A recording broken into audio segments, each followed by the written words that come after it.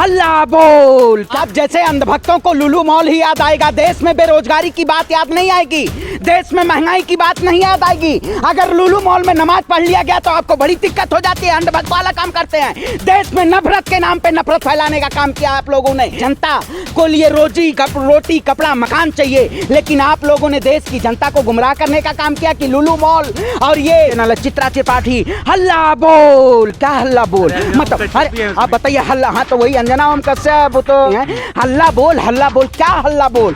देश में ये लोग गृह युद्ध कराना चाहते हैं।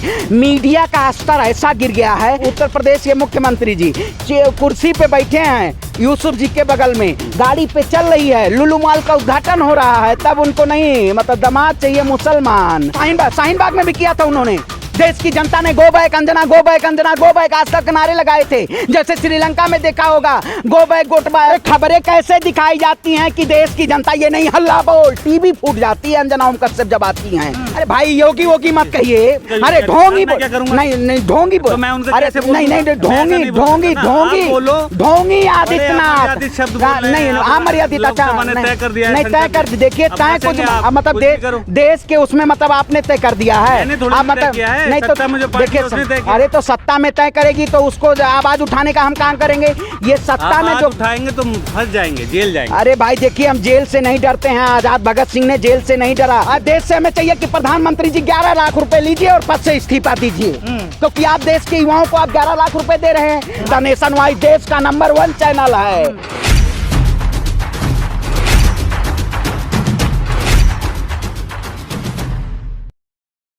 हाल आप देख रहे हैं द नेशन वॉइस और इस वक्त देश के तमाम चर्चित मुद्दों पर हमारे साथ बात करने के लिए मौजूद हैं श्रवण पांडे, क्योंकि ये अपनी एक अलग राय रखते हैं, इसलिए देश के चर्चित मुद्दों पर इन पर बात करना बेहद ज़रूरी हो जाता है। सर, हाल ही में एक पटना से खबर आई जिसमें कहा गया कि पीएफआई के कुछ आतंकवादी वहाँ पे पकड़े गए हैं।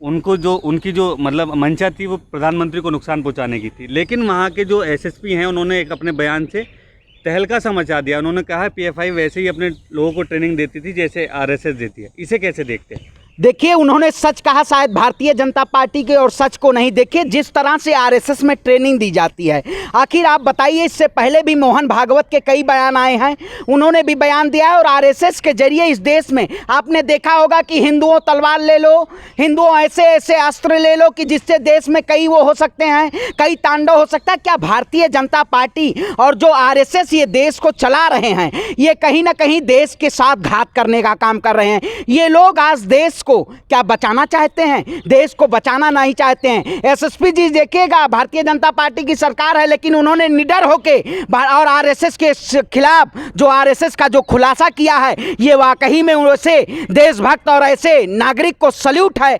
जिन्होंने आरएसएस का भंडाफोड़ किया है। आरएसएस वाकई में इस देश के लिए बहुत खतरनाक है, क्योंकि आरएसएस जिस तरह से ट्रेनिंग दे रही है, आप जाइएगा कभी, मैं तो कभी आरएसएस जाना भी नहीं चाहता हूं, वहां ब्रेन वॉश किया जाता है। आरएसएस में आपको ऐसी ट्रेनिंग दी जाएगी कि आप हिंदू खतरे में है तो आप ये सामान लेके, आपने देखा होगा कुछ दिन पहले आया कि आप कोल्ड ड्रिंक की बोतलें रखिए, ऐसे ऐसे गया मोबाइल अपने छोड़ दीजिए और उससे लोहा खरीद लीजिए, आने वाले समय में तैयारी के लोहे। अच्छा आप बताइए पेन कलम नहीं जरूरत है, वही कहते हैं। हाँ ये लोग कलम नहीं कहेंगे, आप कलम खरीद लीजिए। कलम खरीदेंगे तो आपको शिक्षा मिलेगी, क्योंकि ये लोग आपके हाथ में तलवार देना चाहते हैं। आपने देखा होगा जिस तरह से पूरे देश में हिंदू और मुसलमान के नाम पे, मंदिर और मस्जिद के नाम पे, हनुमान चालीसा के नाम पे, अजान और कुरान के नाम पे ऐसे ऐसे मुद्दों को उजागर किया गया। क्या भारतीय जनता पार्टी इस देश के साथ, जो लोग अपने कार्यालय पे तिरंगा झंडा नहीं फहराए हैं, वो लोग देश का मान क्या रखेंगे? आप बताइए, हमारे तिरंगे को जो लोग कहीं ना कहीं वो लोग अपने कार्यालय पे नहीं लगाते हैं। सर मीडिया बता रहा था कि फिर मीडिया नहीं मीडिया क्या मीडिया सवाल तो सुन लीजिए। पीएफआई के लिए बता रहा था मीडिया कि वो लोग प्रधानमंत्री को उड़ाना चाहते थे। उनकी मंशा थी कि 2047 तक भारत में जो है इस्लामिक देश भारत को बना दिया जाए। ऐसी बातें मीडिया कर रहा था और एसएसपी ने उल्टा बयान दे दिया। इससे तो मामला उल्टा सीधा हो गया। अरे भाई तो वही बात है ना, मीडिया तो खरीदी हुई है, मीडिया को तो खरीदे गिद्ध मीडिया है, उसको जैसे कहीं खबर मिल जाएगी वो तुरंत ऐसे चौं चौं चौं चौं करना चालू कर देगी। तो बयान एसएसपी जी ने सही दिया। भारतीय जनता पार्टी ये कहीं ना कहीं देश के अंदरूनी मामलों में खतरा आरएसएस पहुंचाना चाहती है। ये लोगों को आपने देखा होगा, कश्मीरी पंडितों का मुद्दा जिस तरह से वहां ये दंगा करवा के आरएसएस के लोग इस देश में सामाजिक सौहार्द इसको बिगाड़ना चाहते हैं। और एसएसपी जी ने खुलासा किया, उनको सम्मान देना चाहिए, क्योंकि जिस तरह से ये मीडिया दिखाना चाहती है प्रधानमंत्री जी को उड़ाना। बताइए, इतनी सुरक्षा है हमारे देश के प्रधानमंत्री के पास, कोई भी इससे पहले प्रधानमंत्री रहे हों, आप ऐसे कोई उड़ा सकता है उनको? ये कहीं ना कहीं प्रोपेगेंडा के जरिए ऐसी खबरें बनाई जाती हैं और वो केवल मीडिया उसको परोसने का काम करती है। मीडिया के नाम पे तो जल्ला गए आप अभी। तो और क्या आप बताइए? आज तक ज्वाइन, अरे आज नहीं, आज तक आप बताइए। अरे आप बताइए भैया, मतलब इस घर से बदल दिया, आरएसएस से आप हिंदू युवा वाहिनी में चले गए तो क्या कोई आपने विचारधारा बदली है? आपने घर इस घर से दूसरे घर जाने का काम किया है। आरएसएस मतलब जो आज तक है उसे भी आप सही चैनल नहीं। अरे भाई कौन सा सही चैनल है? चित्रा त्रिपाठी हल्ला बोल, क्या हल्ला बोल मतलब? अरे आप बताइए हल्ला। हाँ तो वही अंजना ओम कश्यप, वो तो चश्मा लगा के क्या किया जाए, चश्मा आपो लगा लिए हैं लेकिन वो चश्मा नहीं लगाती हैं। हल्ला बोल क्या हल्ला बोल? देश में ये लोग गृह युद्ध कराना चाहते हैं। मीडिया का स्तर ऐसा गिर गया है कहीं ना कहीं। आज स्ट्रीम मीडिया देखिए, आप लोग तो खबर दिखा रहे हैं, आज जनता की आवाज़ पूछ रहे हैं, आप लोगों को सलाम करते हैं, लेकिन उस तर्ज में अगर आप भी आइएगा तो देश की जनता, आप बताइए अंजना ओम कश्यप ग्राउंड रिपोर्टिंग कर ले। चित्रा कहाँ? हाँ, शाहीन बाग में भी किया था उन्होंने। देश की जनता ने go back Anjana, go back Anjana, go back आज तक नारे लगाए थे। जैसे श्रीलंका में देखा होगा, गो बैक गोटबाय देखा होगा, नारे लगे रहे थे। बाय बाय के मोदी नारे तो यहाँ भी लग रहे हैं। देखिए भाई, तो होर्डिंग लग गए बाय बाय भाई अब बनारस में, हाँ प्रयागराज बनारस सब जगह। देखिए वही बात है, आज समझने की जरूरत है कि जिस तरह से पूरे देश को एक धार्मिक कट्टरता की तरफ ले जाया जा रहा है ये भारतीय जनता पार्टी। अब बताइए, देश के उत्तर प्रदेश के मुख्यमंत्री जी कुर्सी पे बैठे हैं यूसुफ जी के बगल में, गाड़ी पे चल रही है, लुलु मॉल का उद्घाटन हो रहा है, तब उनको नहीं मतलब दामाद चाहिए मुसलमान और विरोध कराएंगे मुसलमान से। आप बताइए राष्ट्रपति किसको बनवाएंगे? ये कहीं ना कहीं इस देश में, अगर देश का मुसलमान उपराष्ट्रपति बन जाएगा इससे क्या? अरे भाई मुझे नहीं कोई दिक्कत है, मुझे नहीं दिक्कत है भाई। मैं तो कहता हूँ देश के प्रधानमंत्री मुसलमान को बनाइए, क्योंकि मुसलमान खतरे में होगा। देश का प्रधानमंत्री हिंदू है और हिंदू खतरे। मोदी से क्या दिक्कत? नरेंद्र मोदी तो कर रहे हैं, क्या कर रहे हैं? अच्छा सर, देश में राम राज्य है, इसी वजह से राम राज्य।